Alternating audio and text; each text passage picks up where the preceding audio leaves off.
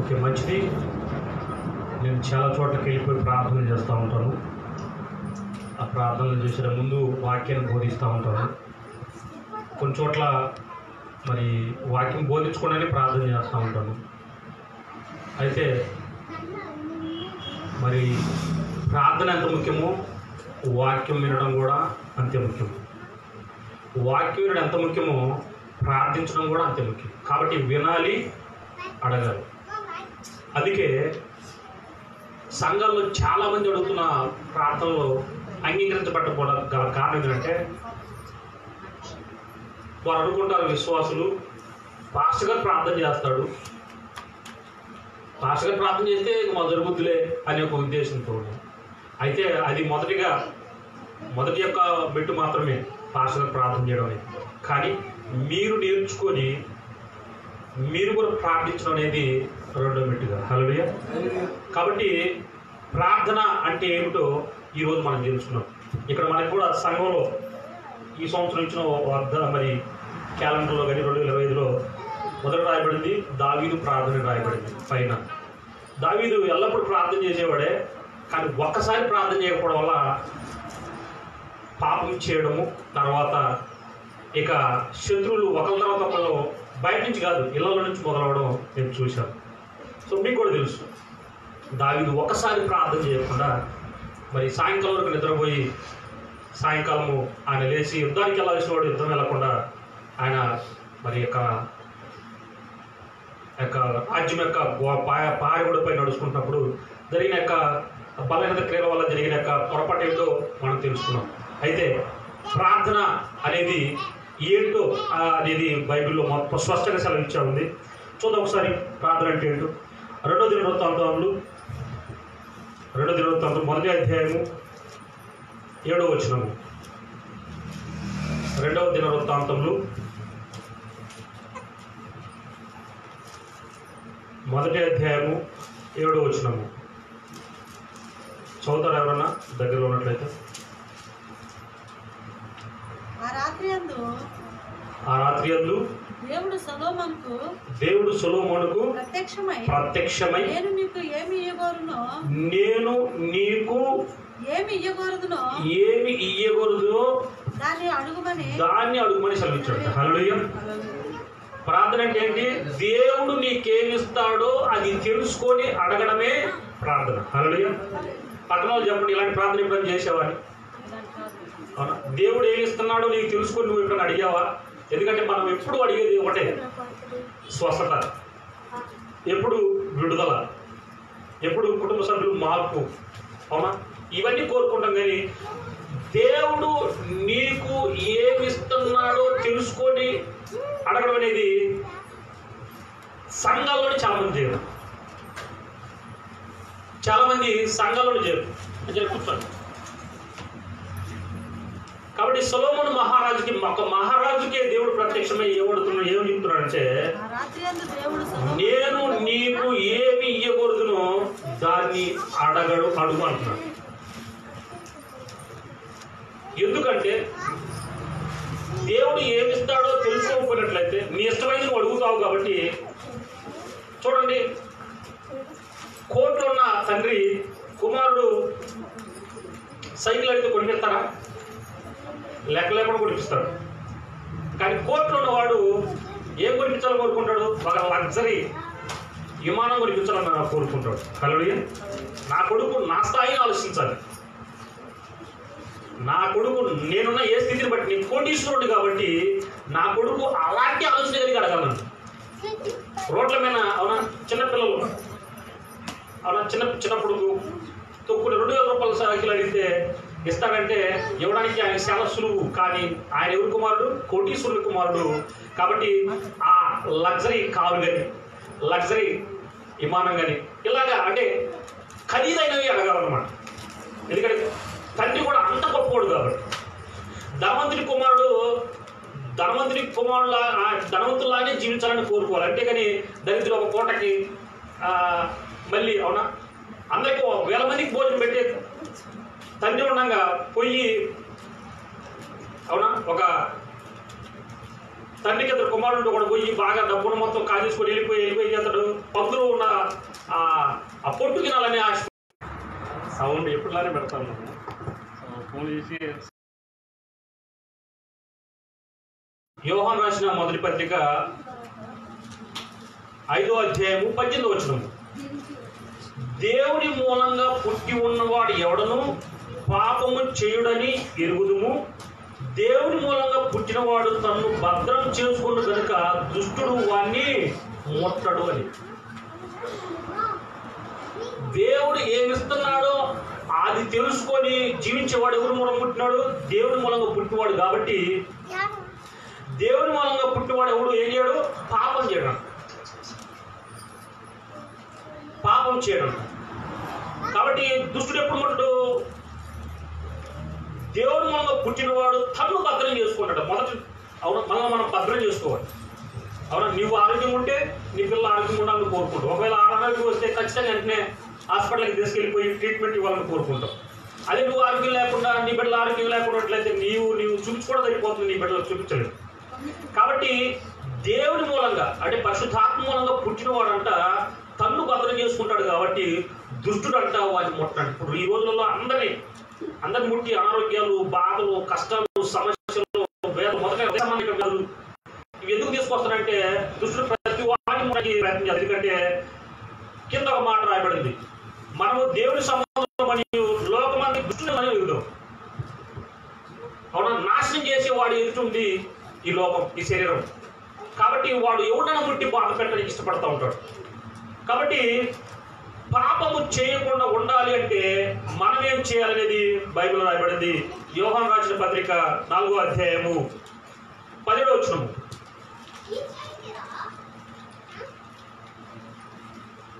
యోహాను రాసిన పత్రిక 4వ అధ్యాయము 10వ వచనము. తీర్పు దినమందు 10వ వచనము. 4వ అధ్యాయము 10వ వచనము. కాబట్టి మేలైనది చెయ్యనెరిగియు అలాగూ చేయని వాడికి పాపం కలుగుతున్నాడు. నీకు మేలు చేయాలనే ఉద్దేశం ఉంది, కానీ అలా చేయకపోవడం ఏమంటున్నాడు? పాపం అంటున్నాడు. ఇంకా దీన్ని లోతుకు తీసుకెళ్ళిపోయి పాపం అంటే ఏంటి అనేది అబద్ధాలు ఆడటం పాపము, మోసాలు చేయడం పాపము, దొంగతనము పాపము, నాహత్య పాపము, వ్యభిచారం పాపము, ఇలాంటి పాపాల గురించి మనం ఎక్కువగా ధర్మశాస్త్ర గ్రంథంలో వింటాము. కానీ పాపము అనేది అసలు మేలు దేని వల్ల వస్తుందో అనేది చూద్దాం. సమూయేలు రాసిన మొదటి పత్రిక మేలైంది అంటే పాపం ఎలా చేస్తాం మనం అని. మొదటి సమూయేలు రాసిన పత్రిక 12వ అధ్యాయము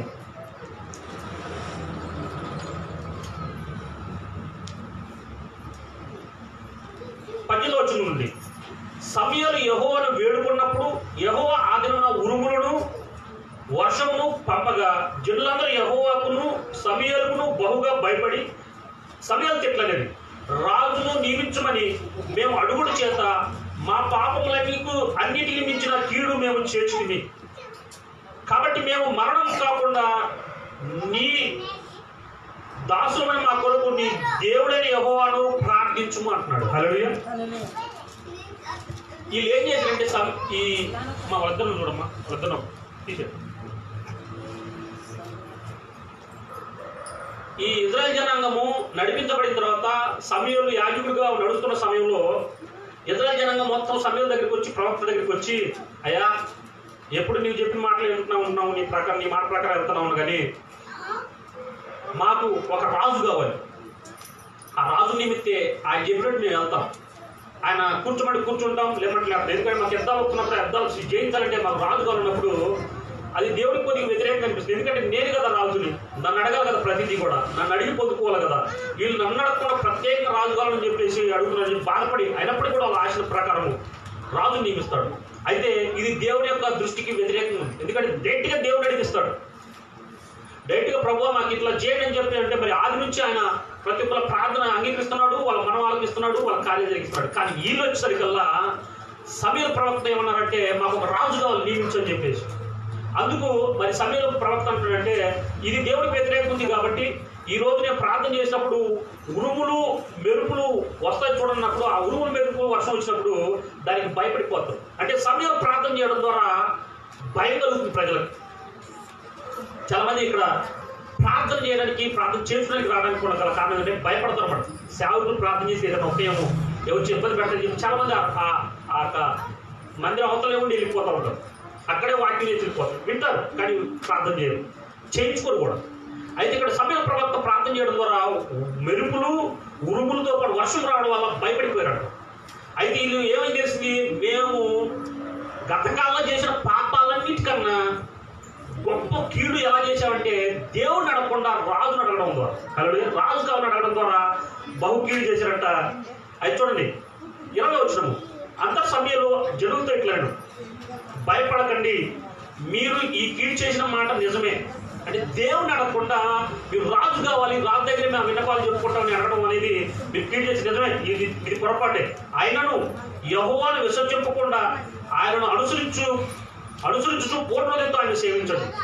ఆయన విసర్జింపకండి. ఆయన విసర్జించిన వారు ప్రయోజనం మారిన రక్షింపలేని మాయా స్వరూపములను అనుసరించుదురు, నిజంగా అవి మాయే. కాబట్టి ఉపయోగం లేని కనిపించిన వాటిని మీరు అడుగుతారు, జరగని వాటిని మీరు అడుగుతారు. 22వ వచనము, యెహోవా మిమ్మల్ని తనకు జనంగా చేసుకుంటూ ఇష్టం కలిగి ఉన్నాడు, తనకు ఘనమైన నామ నిమిత్తము తన జనులను ఆయన విడనాట అంటున్నాడు. కాబట్టి దేవుడు అంట మనల్ని అంట తన జనంగా ఉండాలని చెప్పి ఇష్టపడుతున్నాడంట. నా మటుకు నేను మీ నిమిత్తం ప్రార్థన చేయడం మానడం వలన యెహోవాకు విరోధంగా పాపం చేసిన వాడు నవ్వుతున్నాడు. హల్లెలూయా. మీరు ఏ విషయాల్లో ఇక్కడికి వస్తున్నారో వాటన్నిటి గురించి నేను దేవుని అడగకపోవడం వల్ల నేను ఎవరు పాపం చేసినట్టుగా, నేను ఆ పాపం నేను చేయదలుచుకోలేదు. కాబట్టి నేను మీ నిమిత్తం ప్రార్థన చేయడం మానవ, దేవుని అడగకుండా నేను మానమంటున్నాడు.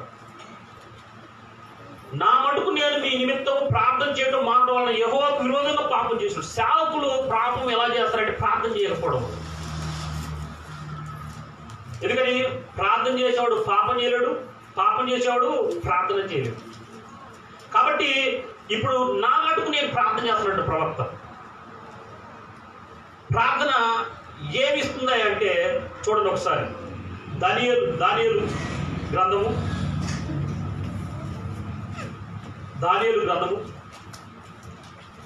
ఓకే, దానికన్నా ముందు ఒకసారి కీర్తనలకు వెళ్దాం. కీర్తన గ్రంథం 12వ అధ్యాయము 5వ వచనము.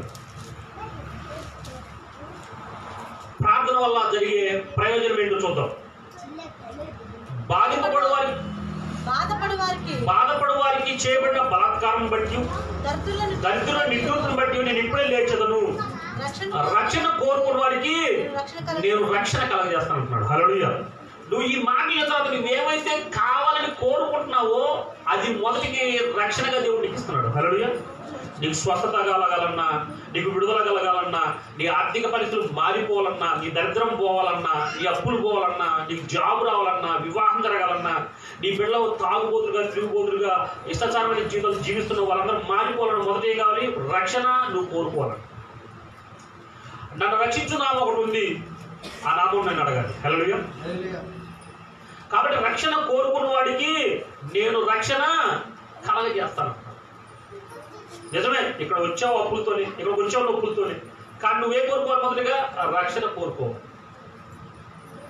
రక్షణ కోరుకుంటే నేను రక్షణ కలగజేస్తాను. ప్రార్థన చేస్తుంది, నువ్వు ఏమైతే కోరుకుంటున్నావో అది నీకు ఇస్తుంది అంటున్నాడు. హల్లెలూయా. నిజమే, ఈ ప్రార్థన అయిపోయిన తర్వాత నాకు నొప్పులు ఎక్కువ ఉన్నాయి, యేసు నామములో ప్రభువా నా నొప్పులు పోవుగా కానీ అడగలను.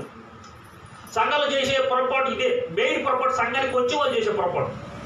విశ్వాసం చేసేది ఏంటంటే పాస్టర్ ప్రార్థన చేస్తాను, నేను చేయను, నోరు తెరవరు చాలా మంది కూడా. ఒక్క మాట అడిగి ప్రభువా నా పాపాలు క్షమించు ప్రభువా, ఇప్పుడు నేను అడగలేకపోయాను, ఇప్పుడు అడుగుతున్నా, నన్ను క్షమించు ప్రభువా అని అని మాట అడిగి అడగలేకపోతున్నారు. నేను గమనిస్తా ఉంటాను చాలా చోట్లకి వెళ్ళిన తర్వాత. ఎందుకంటే ఈ ప్రార్థన అయిపోతున్న పాస్టర్ అంటే తల మీద చేపెట్టి ప్రార్థన చేస్తాడు, ఆ తర్వాత మన రోగాలు పోతాయి, మన నొప్పులు పోతాయి. కానీ నువ్వు సిద్ధపడి కలిగి ఉండాలి. ఏ కావాలి కోరుకోవాలి? రక్షణ కావాలని కోరుకుంటే ఆయన నీకు రక్షణ కలగజేస్తాడు. నిజం అనుకోవచ్చు చాలా మంది, ఇక్కడ పాస్టర్ గారు అంటే పోదు, పాస్టర్ గారు లేదు. ఆయన ఏం చేస్తాడు చూడండి ప్రార్థన ద్వారా. దానియేలు గ్రంథము 2వ అధ్యాయం 25వ వచనం.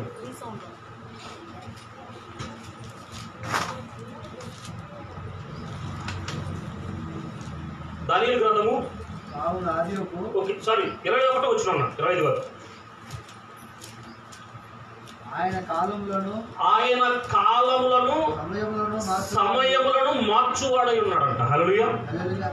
నిజమే, ఈ రోజు నీకు దరిద్రమైన కాలమే, ఈ రోజు నీకు నొప్పులు కలిగిన కాలమే, ఈ రోజు నీ సమస్య నుంచి విడుదలలేని కాలమే, కానీ ఆ కాలాన్ని మారుస్తున్నట్టున్నాడు. హల్లెలూయా. ఆ సమయాన్ని కూడా మారుతున్నాడు. నిజమే, నెలకు జరగాల్సిన పని నీకు ఈ రోజే 4 నెలల తర్వాత, మత్తయి సువార్త రాయబడినట్టుగా 4 నెలల తర్వాత జరిగే యొక్క కార్యము ఇప్పుడే పాత వచ్చినట్టు ఇప్పుడే కోపిస్తానంటున్నాడు. హల్లెలూయా.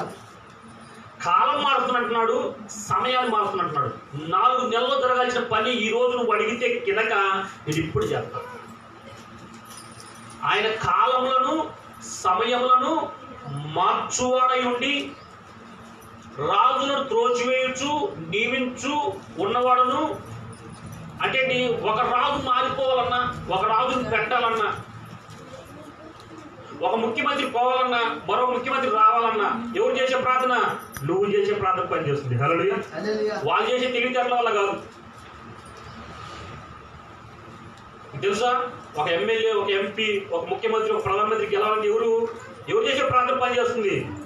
నువ్వు చేసే ప్రార్థన పనిచేస్తుంది. హల్లెలూయా.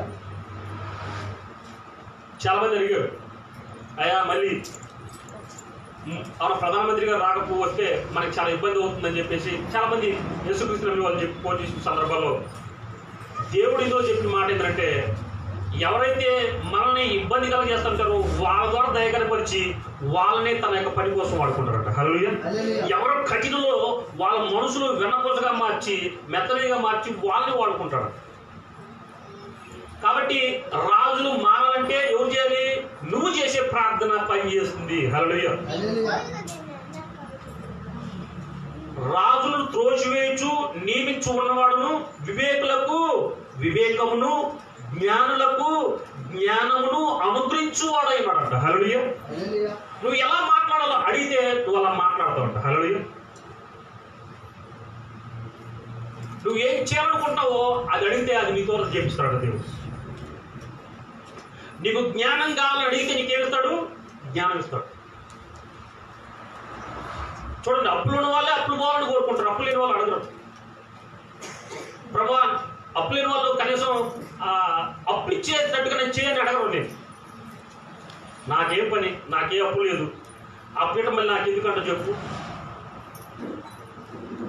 కానీ మన దేవుడు జ్ఞానం గలవాడికి జ్ఞానం ఇస్తాడు. అంటే ఇప్పుడు ఏదైతే నేను బాధ పెడుతుందో దాన్ని బాధించే సామర్థ్యము దేని ద్వారా ఇస్తున్నాడు? నువ్వు అడగడం ద్వారా ఇస్తున్నాడు. హల్లెలూయా.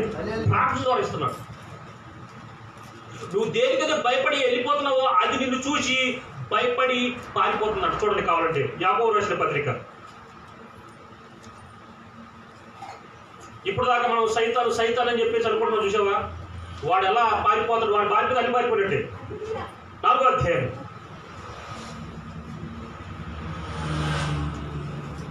7వ వచనం.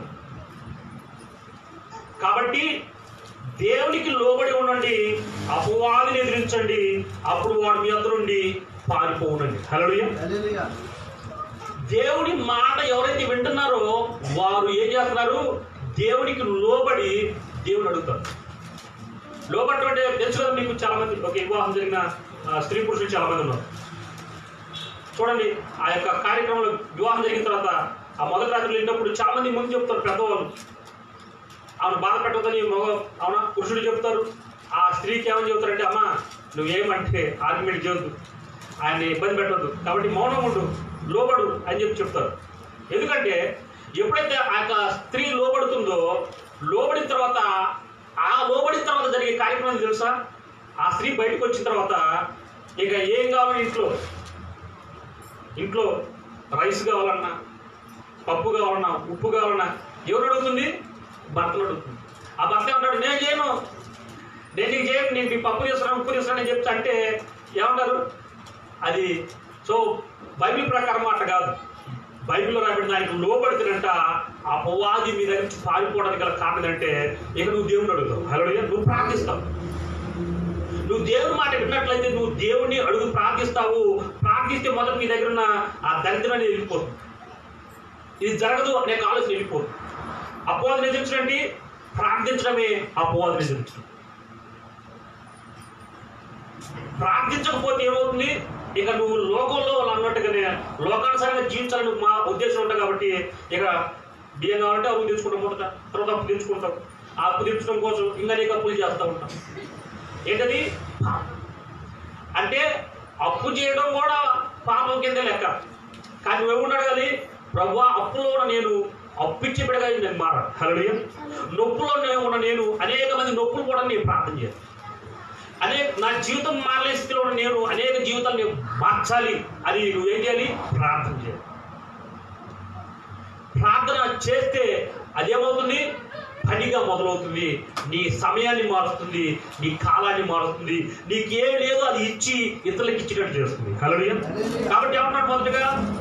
కాబట్టి దేవుడికి లోబడి ఉండండి అంటాడు. దేవుని మాట వినండి. అపవాదిని ఎదిరించండి. ఎలాగా? ప్రార్థించడం ద్వారా. పాపం ఎలా చేయకుండా ఉంటాము? ప్రార్థించడం ద్వారా. ప్రభు ఇది లేదు నాకు, అది నాకు ఇవ్వండి అని ప్రార్థించాలి. అడగాలి మీరు. ఇది అడగట్లా. ఏదున్నా కానీ పాస్టర్గానే ప్రార్థన చేయాలి. ఈ సంఘాలు జరిగే యొక్క గొప్ప నష్టం అది. నిజమే, సేవకులు చెబుతారు, కానీ ఎవరికి చెప్పకుండా దేవుడికి చెప్పండి. దేవుడికి చెప్పండి, మీ పని ఈ రోజే మొదలవుతుంది జరగడం అని. హల్లెలూయా. జరగడం అది పూర్తి అవుతుంది అంతే. ఎందుకంటే యేసుక్రీస్తు వారి దగ్గరికి వచ్చి ఎవరైనా కూడా ఏమన్నాడు? అది మీకు ఆల్రెడీ ఇవ్వబడింది. కాబట్టి అపవాదిని ఎదిరించడం అనేది ప్రార్థించడము. ప్రార్థిస్తే అప్పుడు వాడు మీ వద్ద నుండి పారిపోతాడు. దరిద్రం పారిపోతుంది, నొప్పులు పారిపోతాయి, ఇరుకు ఇబ్బందులు పారిపోతాయి. అప్పుడు దాకా వారికి జాబ్ వచ్చేస్తుంది. అప్పుడు దాకా కొనని పొలం కొనేస్తారు. అప్పుడు దాకా అమ్మని పొలం అమ్మేస్తారు. అప్పుడు దాకా కట్టిన బిల్లు కట్టేస్తారు. ప్రతి ఇబ్బంది నుంచి నీకు విడుదల కలుగుతుంది వాడిని ఎదుర్చి పారిపోతే. హల్లెలూయా. కాబట్టి నువ్వేం చేయాలి? ప్రార్థన చేయాలి. ప్రార్థనలో మరి రకాలు కూడా ఉన్నాయి. అవునా? ప్రార్థనలో రకాలు ఏ రకంగా ఉన్నా చూద్దాం మనం ఒకసారి. రోమిలకు రాసిన పత్రిక 12వ అధ్యాయము 12వ వచనము. ప్రార్థన రకాలు. మొదటి ప్రార్థన ఎలాంటిదో చూద్దాం. 12 రోమపత్రిక 12వ అధ్యాయం 12వ వచనము. నిరీక్షణ కలిగిన వారే సంతోషించు, శ్రమయందు ఓర్పు గలవారై, ప్రార్థన యందు పట్టుదల కలిగి ఉండండి. హల్లెలూయా. నువ్వు ఏదన్నా అడిగితే అది నీకు వచ్చేంత వరకు కూడా. మనకి లూకా సువార్తలో ఒక విధవరాల గురించి రాయబడింది. ఎన్నోసార్లు మీకు చెప్తూ ఉంటాడు. ఆమె ప్రతిరోజు ఆ యొక్క అన్యాయస్తున్న న్యాయవాది దగ్గరికి వెళ్ళిపోయి ఆయన డోర్ తీయడంతో, ఉదయం పూట డోర్ తీయడంతో నా గడప దగ్గర, అయ్యా నా పొలం నా రక్త సంబంధి ఆక్రమించుకున్నాడు, దాన్ని విడిపించు అని చెప్పేసి అడిగితే వాడేమో అన్యాయం అని, అంటే లంచం తీసుకునే ఒక లాయరు న్యాయాధిపతి, వాడేమో లంచం ఇవ్వకుండా పని చేయడు. కానీ ప్రతిరోజు ఏమో లంచం ఇచ్చే స్తోమత లేదు కాబట్టి ప్రతిరోజు వెళ్ళిపోయి గడప దగ్గర కూర్చోడది. డోర్ తీయగానే ఆమె కనపడదు. కనపడగానే ఆయన, అయ్యా నీ వందనాలు అయ్యా, నా పని చూడయ్యా. ఏమనుకుంటాడు? అయ్యా నేను ఎవరి దగ్గర లంచం చేయకుండా పని చేయను, ఏమైనా లంచం ఇవ్వకుండా నాకు పని చేయంటుంది. నేను ఎవరైనా చెప్పాలి చెప్తే. అది చూశాడు, కొన్నాళ్ళు వేసి చేశాడు. ఇక విసికెత్తి ప్రతిరోజు విధరాల మొక్కలు చూడాల్సి వస్తుందని చెప్పేసి ఆ రోజంట ఆ యొక్క స్త్రీ ఆ యొక్క పని, ఆ విధరాల యొక్క పని జరిగించాడు. హల్లెలూయా. అందుకే యేసుక్రీస్తు అంటాడు, ఒక అన్యాయస్తుడైన న్యాయవాదే విధవాలకి న్యాయం చేస్తే ప్రతిరోజు అడగడం ద్వారా నేను న్యాయవంతుడి. హల్లెలూయా. నేను ఖచ్చితంగా న్యాయం చేస్తాను. కాబట్టి ఆమె ఎలా ప్రార్థన చేస్తే ప్రతిరోజు లేవగానే పార్టీ గడ్డ దగ్గర కూర్చోడు, పార్టీ గడ్డ దగ్గర కూర్చోడు. ఇదే పని ఆమె ఎలా చేసిన ప్రార్థన? పట్టు దళగలిగింది. ఎలాగైంది? పని జరిగేంత కలిగింది. ఎవడోడు లంచం తీసుకోకుండా పని చేయనోడు. లంచమే ఎరగటం అంటే లంచం మానేయడం అసలు ఉద్దేశమే కాదు. అలాంటి వ్యక్తి చేత పని చేయించుకుంది ఒక విధవరాలు. ఎలాంటి పట్టుదల కలిగిన ప్రార్థన నీకు కలుగును గాక. కాబట్టి ప్రార్థన యందు పట్టుదలగండి. అంటే ఒకటి అడిగితే అది జరిగేంత కూడా వదిలిపెట్టదు. అదింతే.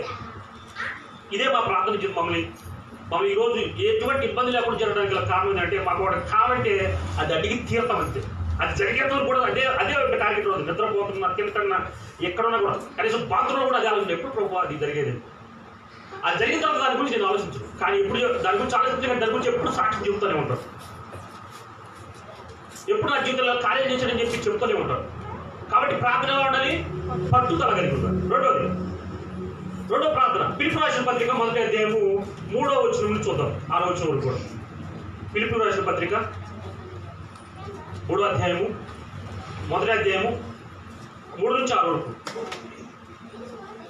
తీసారా?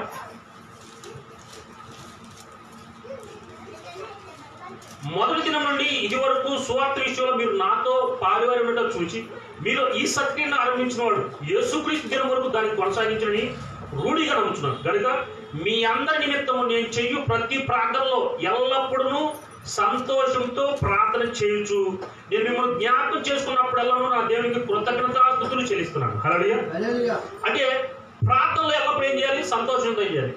అవును, ఇది నాకు ఇచ్చాడు దేవుడు. Thank you Jesus. ఎస్ నీకు స్తోత్రం ప్రభు, నా ఇల్లు కట్టడానికి సహాయించడం ఇంకా చేయాల. కానీ పౌలు ప్రార్థన ఎలా ఉంది? ఫిలిప్పీయులకు రాస్తూ ఎల్లప్పుడూ సంతోషంతో ప్రార్థన చేయాలి. అట్లా ఎప్పుడైనా చేస్తాము మనం? నేను ఏదైనా ఒకటి అడుగుతున్నప్పుడు దేవుడు నాకు ఆ బలమైన పరిశుద్ధాత్మ శక్తి ఇచ్చినప్పుడు దాన్ని ఆనందంగా అడుగుతాను. నేను బాధగా అడగను, ప్రభు ఇది ఎందుకు చేయలేదు ప్రభు, ఇంకా 2 సంవత్సరాలు నీ కార్యం అడుగుతున్నాను, ఇంకా జరగట్లేదు, 3 సంవత్సరాలు ఇంకా జరగట్లేదు అని అడగను. ప్రభువా ఇంకా గొప్పగా చేస్తున్నావు, అందుని బట్టి స్తోత్ర ప్రభుని ఆనందిస్తూ ప్రార్థన చేస్తున్నావు. కాబట్టి ఎల్లప్పుడూ సంతోషంతో ప్రార్థన చేయమంటున్నాడు. పక్కన చెప్పండి, ఈ రోజు అలా ప్రార్థన నేర్చుకోమని చెప్పండి. హల్లెలూయా. పక్కన చెప్పండి, ఈ రోజు సంతోషంగా ప్రార్థన చేయండి. ఎందుకంటే ప్రతి ఒక్కరు బాధపడుతూ ప్రార్థన చేస్తారు. ఇది జరగట్లేదు ప్రార్థన చేస్తారు, ఇక జరగట్లేదని ప్రార్థన చేస్తారు, కృంగిపోయి ప్రార్థన చేస్తుంటారు, వేదంతో ప్రార్థన చేస్తుంటారు. ప్రభు ఈ సోదరుని తప్పించి ప్రభు అని ప్రార్థన చేస్తారు. ఎందుకు అడగడం మంచిదే, కానీ ఎల్లప్పుడు ఎలా ప్రార్థన చేయమంటాడు? సంతోషంతో నువ్వు ప్రార్థన అడగాలి. నేను ఎందుకంటే నువ్వు సంతోషంగా అడుగుతున్నావు అంటే అర్థం ఏంటి? నువ్వు నా దేవుడు సంతోషం నీకు ఇచ్చి ఆయన సంతోషపడాలని ఆశపడుతున్నాడు నీకు ఇచ్చి. కాబట్టి నువ్వు ఎలా అడగాలి? సంతోషం అడగాలి. నేను సంతోషపరచాలని నేను ఎప్పుడు నుంచి చూస్తున్నాడు నీకు అడిగిందని ఇచ్చి. ఇంటి సంతోషమైన ప్రార్థన మీరు ఇప్పుడు చేయుదురుగాక. ఇంకో ప్రార్థన చూద్దాం. కొలసీయులకు రాసిన పత్రిక 4వ అధ్యాయం 2వ వచనం. కొలసీయులకు రాసిన పత్రిక 4వ అధ్యాయం 2వ వచనం. ప్రార్థన నిలకడగా ఉండి కృతజ్ఞత గలవారా దాని మెలుగుగా ఉన్నాను అంటాడు. అంటే నిలకడ, ఇందాక పట్టుదల జరిగేదా కొన్ని నిలకడ ఉండాలన్నమాట. అంటే ఇది నెల చాలా మంది వస్తారు ఇక్కడ సంఘాలకి 2 సార్లు 3 సార్లు 7 సార్లు, అవునా, 2 నెలలు 3 నెలలు 4 నెలలు ఇక జరగట్లా. ఇక ఏం చేస్తారు? ఇంకొక మందిరానికి పోవడం చూస్తుంటాము, ఇంకొక దానికి చేస్తాం, ఇంకో దానికి అంటే ఇంక అనేక మార్గాలు ఎదుర్చుకుంటూ ఉంటాం. నిలకడ అనేది ఉండనే ఉండదు. కాబట్టి ప్రార్థన ఏం కావాలి? నిలకడ కావాలి. పోతున్నామా ప్రతి ఆదివారం పొయ్యి లోకల సాక్ష్యం తెల్లాలి, ఇదే ఉద్దేశం రావాలి. ఇంకా ఈ నెల జరగల, ఈ వారం జరగల, ఈ నెల జరగల, ఈ సంవత్సరం జరగల, అయినా కానీ వెళ్ళాలి. ప్రార్థన నిలకడ గడిగి ఉన్నాను అంటున్నాడు. ఒకటే, ఈ సేవకుంటోడు ద్వారా ఏం మాట్లాడుతున్నావో అది జరిగేంతగా ఎదురు చూడాలి, దాన్ని నిలకడ అంటారు. నిలకడ కలిగే ప్రార్థన మీకు ఈ రోజు నుంచి నేర్చుకుందురుగాక. ఎందుకంటే మనం గొప్ప అన్నాడు అడగమంటున్నాడా, తప్పు అడగమంటున్నాడా? ఈయన గొప్ప దేవుడు అయి ఉన్నాడు, ఈయన గొప్ప వాటిని ఇచ్చేవాడు అన్నాడు, ఈయన ఐశ్వర్యవంతుడై ఉన్నాడు, ఈయన శక్తివంతుడై ఉన్నాడు, ఈయన బలవంతుడై ఉన్నాడు, అత్యధికమైన మహిమ ఇచ్చేవాడు. కాబట్టి నువ్వు ఎలా అడగాలి? అత్యధికంగా అడగాలి, గొప్పగా అడగాలి, పెద్దగా అడగాలి, తప్పుగా అడగదు. అడగనప్పుడు నిజంగా అడుపుకోవాలని ప్రార్థన చేసావు, ఆపుకోవాలని ప్రార్థన చేసావు, ఆ యొక్క వ్యాధి పోవాలని ప్రార్థన చేసావు, అవునా, ఆ సమస్య పోవాలని ప్రార్థన చేసి చిన్న గురించి ప్రార్థన చేసి ఇప్పుడు నువ్వు తెలుసుకోవాల్సింది ఈయన గొప్పవాడు కనుక గొప్పనిస్తాడు కాబట్టి గొప్ప వాటిని ఎలా అడగన్నాడు? నిలకడ కలిగి ఉన్నాడు. ఎప్పుడు అవునా ప్రతి వారు వచ్చినప్పుడు సాక్ష్యంతో రావాలని ప్రార్థన చేయాలి. జరగకపోయినా జరిగి తాయి అని నాకు నమ్మకంతో వస్తున్నట్లయితే నువ్వు ఖచ్చితంగా నీ విశ్వాసానికి మన ప్రార్థన చూస్తావు. హల్లెలూయా. మరో ప్రార్థన మొదటి తెస్సలోనికీయులకు రాసిన పత్రిక 1వ అధ్యాయము 5వ అధ్యాయము 16-17 వచనాలు. ఇదో ప్రార్థన 5వ అధ్యాయము 16-17 వచనాలు. ప్రతి విషయమునందును కృతజ్ఞత స్తుతులు చెల్లించి ఇలాగ చేయడం యేసుక్రీస్తు మీ విషయంలో దేవుని చిత్తము. ఓకే, తెస్సలోనికీయులకు రాసిన పత్రిక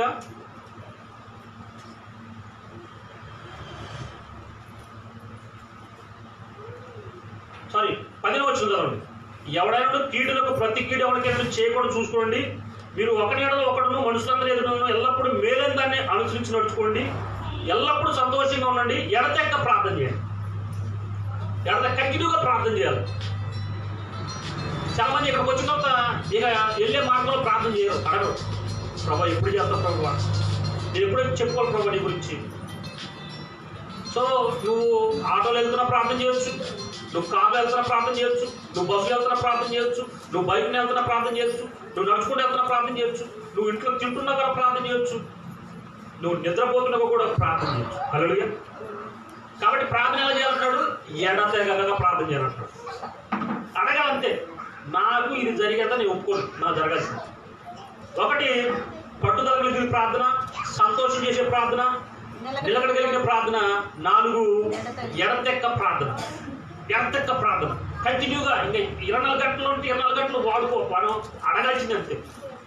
నీకు 24 గంటలు నువ్వు అడిగింది జరగకపోవచ్చు కానీ మిగతా మొత్తం జరుగుతూనే ఉంటాయి. ఆ గొప్పది కొంచెం లేటు పట్టొచ్చే కానీ చిన్న చిన్నవి మొత్తం జరుగుతూనే ఉంటాయి. అప్పుడు నువ్వు ఎప్పుడు వచ్చి ఇక్కడికి వచ్చి ప్రతి వారం సాక్ష్యాలు చెప్తూనే ఉంటావు. ఎందుకంటే నీ ప్రార్థన ఎడతెక్క చేస్తున్నావు కాబట్టి నువ్వు అలాంటి ప్రార్థన కలిగిన బిడ్డవైతే అపోస్తుల కాలంలో ఏం చేశారు? అదే ఎడతెక్క ప్రార్థన చేసే పరిశుద్ధాత్మ దిగి వచ్చాడు. హల్లెలూయా. అప్పుడు ఏం చేశారు? అపోస్తులకి ఏం చేశారు? పొలాలు స్థలాలు అమ్ముకొని తీసుకొచ్చి పాదాల దగ్గర పెట్టారు. తెలుసా ఈ ప్రార్థన? అపోస్తుల ప్రార్థన. వాళ్ళు చేసిన ప్రార్థన వల్ల పరిశుద్ధాత్మ పెంచుకుని దిగి రావడం వల్ల అక్కడున్న వాళ్ళు విస్తరించబడి అందరూ ఆ కార్యాలు చూడటం వల్ల వాళ్ళు పొలాలు స్థలాలు అమ్ముకొని తీసుకొచ్చేసి పాదాల దగ్గర పెట్టే మా కొద్దు ఇవి అన్నేసి మొత్తాన్ని పంచిపెట్టండి. ఎంతమంది అయితే పనులు ఎక్కడ ప్రార్థన చేస్తున్నారు అడుగుతున్నారు దేవుడిని, వాళ్ళందరూ పంచిపెట్టండి. ఎట్లాంటి ప్రార్థన నువ్వు కలిగుదుగాక, ఎక్కడి నుంచి 24 గంటల ప్రార్థన నువ్వు చేయుదుగాక. అవునా? ఇంకో ప్రార్థన చూద్దాం. యాకోబు రాసిన పత్రిక 5వ అధ్యాయము 10వ వచనం. 5వ అధ్యాయము 10వ వచనం. ఏలియా మన వంటి స్వభావం గల మనుషుడే వర్షింపుకున్నట్లు అతను ఆసక్తితో ప్రార్థన చేయగా 3.5 సంవత్సరం వరకు భూమి మీద వర్షింపలేదు. అతను మరలా ప్రార్థన చేయగా ఆకాశం వర్షం ఇచ్చిన భూమి తన ఫలమిచ్చాడు. హల్లెలూయా. ఏలియా 3.5 సంవత్సరాలు ఆ దేశంలో అసలు వర్షమే పడలేదు, పంటే పండలేదు. అలాంటి సమయంలో ఏలియా ఎలా ప్రార్థన చేశాడు? ఆసక్తితో ప్రార్థన చేస్తున్నాడు. ఎలాగా? అక్కడ ఉన్న పనివాడు చూసి ఆ శిష్యుని చూసారే, నేను ఇక్కడ ప్రార్థన చేస్తుంటాను, నువ్వు అదిగో ఆ గొట్టెక్కి చూడు ఏమైనా మేఘాలు వస్తున్నాయో. మొదటిసారి పోయి చేస్తాడు. వాళ్ళు అయ్యగారు ఏం రావట్లేదు మేఘాలు. రెండోసారి మళ్ళీ పో అంటాడు. ప్రార్థన చేస్తూనే ఉంటాడు. మళ్ళీ పోయి చెప్తాడు, అయ్యా ఏం రాలేదే అని. 3వసారి, 4వసారి, 5వసారి, 6వసారి కూడా. ఇక వాడి కొట్టి రోజు వచ్చింది, అయ్యా ఎన్నిసార్లు పోయినా అది రావట్లేదే, కనిపించలేదండి. 7వసారి పోయినప్పుడు ఒక అరిచే మందంతా మేఘం వస్తుందని చెప్పి చూసి వచ్చి, గురుగారు ఒక అరిచే మందంలో మేఘం వస్తుంది కాబట్టి చూశానని చెప్పినప్పుడు నువ్వు వెళ్ళిపోయావంటే ఆహాబ్కి రథేసుకుని కొనగెళ్ళమను, నేను కూడా వస్తా అని చెప్పేసి ప్రార్థన చేస్తే విస్తారమైన వర్షం కురిసిందంట. హల్లెలూయా. 3.5 సంవత్సరాలు జరగని పని ఎప్పుడు జరిగింది? అదే రోజు. ఎలా ప్రార్థన చేశాడు? ఆసక్తితో. అందుకే దేవుడు వాడు ఫలము దయచేయి వాడని నమ్మి అడగొచ్చాడు కదా. అందుకే ఇక్కడ రాలేదు. లేకపోతే అడగలో అసలు రావాల్సిన పని లేదు. ప్రార్థించడం అసలు ఇక్కడ రావాల్సిన పని లేదు. ఇప్పుడు కూర్చొని చికెన్ మటన్ తిని ప్రమాణంగా సినిమాను చూసుకుంటూ టీవీలో చూసుకుంటూ ఉంటే సరిపోతుంది. ఆ రోడ్ల కూడా పార్కులు అంటే సరిపోతుంది. ఇక్కడ ప్రార్థించువాడు మాత్రమే రావాలి. హల్లెలూయా. తను భద్రం చేసుకొని అనేక మందిని భద్రపరిచేవాడు రావాలి. తను గొప్పవాడు అనేక మంది గొప్పవాడు చేసేవాడైతే ఇక్కడ రావాలి. దానికి ఏంటి కావాలి? వినాలి, లోపడాలి, ఆ తర్వాత ప్రార్థించాలి. కాబట్టి 3.5 సంవత్సరాల్లో జరగండి. ఇలా ఇతను మనిషా లేకపోతే దేవుడా? ఏలియా మన వంటి స్వభావం గలవాడు, మనలాంటి వాడే ఏలియా కూడా. ఎందుకంటే ఆహాబు భార్య యెజబెలు చంపుతానంటే పోయి అయ్యా నన్ను తీసుకెళ్ళిన చంపుతాంటానని భయపడిపోయాడు. మనిషే. అందుకే రాయబడింది ఏలియా మన వంటి స్వభావం గల మనుషుడే అని రాయబడింది. అలాంటి మనిషి ఆసక్తితో ప్రార్థన చేస్తే 3.5 సంవత్సరాలు జరగని పడని వర్షము అదే రోజు పడిపోతుంది. హల్లెలూయా. పడటం కాదు, ఆకాశ వర్షుడు భూమి ఫలాన్ని ఇచ్చినాడు, పంటను ఇచ్చినాడు. ఇది ఆసక్తితో కూడిన ప్రార్థన మీరు చేయుదురుగాక. మీ ప్రతి పని ఆ రోజే జరిగించుకుందురుగాక. ఎందుకని మీరు ప్రార్థన చేయాలంతే. 5వది యూదా పత్రిక 1వ అధ్యాయము 20వ వచనము. యూదా రాసిన పత్రిక 1వ అధ్యాయం 20వ వచనము. ప్రియులారా, మీరు విశ్వసించుచు అతి పరిశుద్ధమైన దాని మీద మిమ్మల్ని మీరు కట్టుకొనుచు పరిశుద్ధాత్మలో ప్రార్థన చేయొచ్చు. హల్లెలూయా. అందుకే ఇప్పుడు ప్రార్థన ఎలా చేయాలి? పరిశుద్ధాత్మతోనే చేయాలి. రోమీయుల రాసిన పత్రికలో 8:26 ఆయన ఉచ్చిరప్ప చెక్కెము కాని మూలుగులతో పరిశుద్ధుల కోసం ప్రార్థన చేస్తాడు. నువ్వు పరిశుద్ధులవే, ఏదైనా నువ్వు రక్షించబడ్డావు, ఆత్మ నింపబడ్డావు, నీకు మంచి ఆరోగ్యం ఇచ్చాడు, సముద్రం ఇచ్చాడు, అప్పిస్తున్నావు, అనేక మంది చెప్తున్నావు. అయితే నువ్వు చేయాల్సిన ప్రార్థన ఎవరు చేయాలి? ఇతరుల గురించి కొట్టింది. హల్లెలూయా. ఎవరైతే తను ఏర్పాటు చేసుకొని ఈ భూమిని ఇంకా ఆ అప్పుల్లో, ఇరుకుల్లో, రోగాల్లో, వ్యాధి బాధల్లో, లేమిలో, ఆ దుష్టి యొక్క బంధకాల్లో పడి ఉన్నారు, వాళ్ళందరూ విడిపించడం కోసం ఏం చేయాలి? ప్రార్థన చేయాలి. అలాంటి ప్రార్థన చేసేవారు ఎవరు ఉంటే అది పరిశుద్ధాత్ముడే నీలో ఉన్నాయని. హల్లెలూయా. కాబట్టి ఎలా ప్రార్థన చేయాలంటే పరిశుద్ధాత్మలో ప్రార్థన చేయమంటున్నాడు. అందుకే ఈ పరిశుద్ధాత్మలో ప్రార్థన చేయకపోవడం, ఇతరుల గురించి ప్రార్థన చేయకపోవడం మనకు జరగవు పనులు. అబ్రాహాము చెప్పాడు, నేను దీవించేవాడు దీవించబడతాడు అంటాడు, నేను క్షమించేవాడు క్షమించబడతాడు. కాబట్టి నువ్వు ఇతరులకు ఏమైతే కోరుకుంటున్నావో అది నీకు జరుగుతుంది. ఇతరులకు స్వస్థ కావాలనుకుంటే నీకు మంచి ఆరోగ్యం ఇస్తాడు. ఇతరులకు విడుదల కావాలనుకుంటే అసలు నువ్వు విడిపించబడతావు. మొదలు ఇతరులు అప్పులు పోవాలనుకుంటే నీకు అసలు అప్పులే ఉండవు, ఇక నువ్వు అప్పించే బిడ్డగా మారిపోతావు.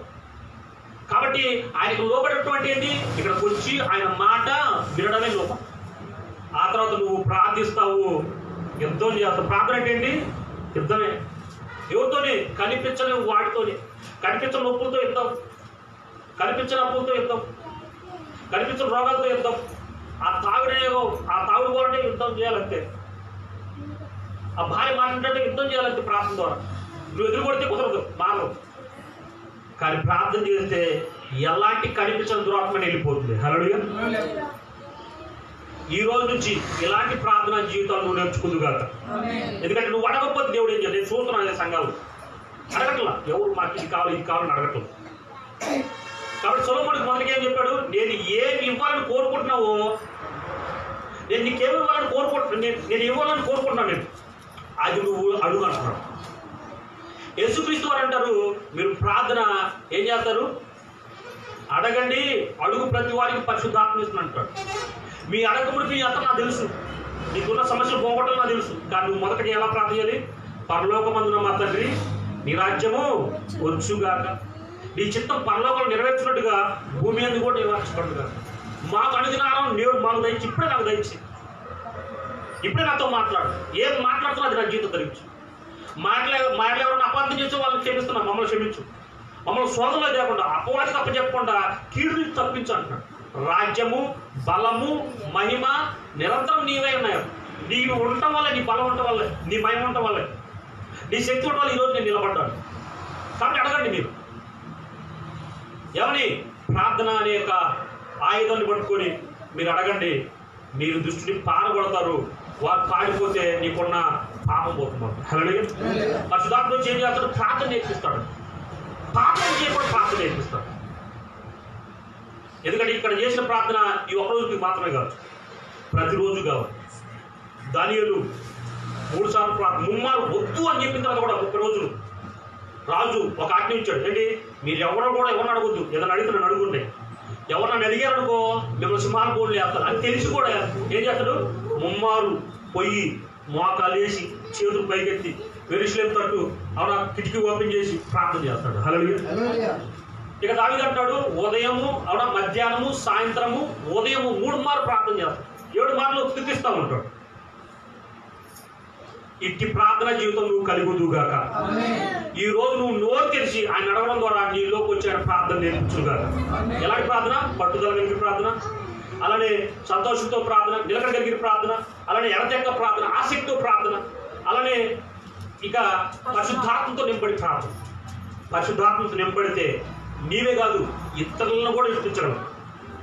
నువ్వు మారడం కాదు, ఇతరుల మార్పు కూడా జరుగుతుంది. అది నీ ద్వారా. ఇటు కృప మీ అందరికీ కలుగునుగా. ఎంతమంది ఇలా ప్రార్థన చేయాలనుకుంటున్నారు? ఎంతమంది ప్రార్థన చేయాలనుకుంటారు? అయితే నాతో కూడా ప్రార్థన చేయించారు. నాతో కూడా ప్రార్థన మహాపరిశుద్ధులైన యేసునికి స్తోత్రం ప్రభువా. మధ్యాహ్న కాల సభలో మాతో మాట్లాడాలని బట్టి నీకు లాభిస్తూ స్తోత్రాలు. ప్రార్థన చేయడం వల్ల ప్రభావ పాపం చేయకూడదు. మేలైంది చేయని కూడా ప్రభావ అలా చేయడానికి పాపం కలుగుతుంటాడు. ప్రార్థన చేయాలక మనసు కలిగి ప్రభావం మేము ప్రార్థన చేయలేకపోతున్నాం. అందువల్ల మేము పాపంలో పడిపోతున్నాం, అబద్ధాలు ఆడుతున్నాం, మోసాలు చేస్తున్నాము, తిరుగుతున్నాము, ఇష్టాచారానికి జీవితాల ప్రభావాన్ని బిడ్డలు కలిగి ఉంటున్నారు. అవి వాటన్నిటి నుంచి విడిపించాలని ప్రభావ ఎల్లప్పుడూ ప్రార్థన ప్రభు, సంతోషంతో ప్రార్థన ప్రభు, ఆసక్తితో ప్రార్థన ప్రభు, ఎడతెగ ప్రార్థన ప్రభు. ఇవన్నీ చేయాలంటే ప్రభు నువ్వే మనకు రావాలి. అటు నీ ప్రార్థన ఆత్మతో ప్రభు బిడ్డలు నింపబడుదురు గాక. ఈ రోజు నుంచి ప్రభు వాళ్ళకున్న బలహీనతలు పోగొట్టుకుని ప్రార్థన ద్వారా అనేక మంది బలహీనతలు పోగొట్టే బిడ్డలకు మారుదురు గాక. ఆ బిడ్డలకున్న అప్పులు పోగొట్టి అనేక మంది అప్పులు పోగొట్టే బిడ్డలకు మారుదురు గాక. దురాత్మలతో, శాతపడులతో, అంధకార శక్తులతో ప్రభు కనిపించిన వాటిని యుద్ధం చేసిన ప్రతి వారికి యేసు నామములో విడుదల కలుగుడు గాక. ప్రార్థన అంటే ప్రభు నీ నామములో అడగడమే ప్రభు. యేసు నామములో మేము ఏం అడిగేస్తున్నాం ప్రభు, యేసు శక్తిగా నీ పరిశుద్ధాత్మ బలంతో బిడ్డలు నింపడుదు గాక. ఆ బిడ్డలకు ఏవైతే అక్కర్లేదో ప్రభు యేసు నామములో ప్రతి నొప్పి నుంచి విడుదల కలుగుడు గాక. యేసు నామములో ప్రతి వ్యాధి నుంచి విడుదల కలుగుడు గాక. యేసు నామములో ఇదిగో బీపీ, షుగర్, థైరాయిడ్ కలిగించిన దురాత్మల నుంచి విడుదల కలుగుడు గాక. యేసు నామములో ప్రతి మంత్ర తంత్ర శక్తుల నుంచి, శాంతపడి క్రియల నుంచి విడుదల కలుగుడు గాక. సంపూర్ణ ఆరోగ్యము ప్రతి బిడ్డపై కుమ్మరించబడుదు గాక. పరిశుద్ధాత్మ ప్రతి బిడ్డను బలపరచడం ప్రభు, బలమైన ప్రార్థన జీవితం ప్రభు బిడ్డలకు కలిగి కృపణమని యేసు నామములో ప్రార్థిస్తున్నాం తండ్రి. ఆమేన్. కూర్చోండి.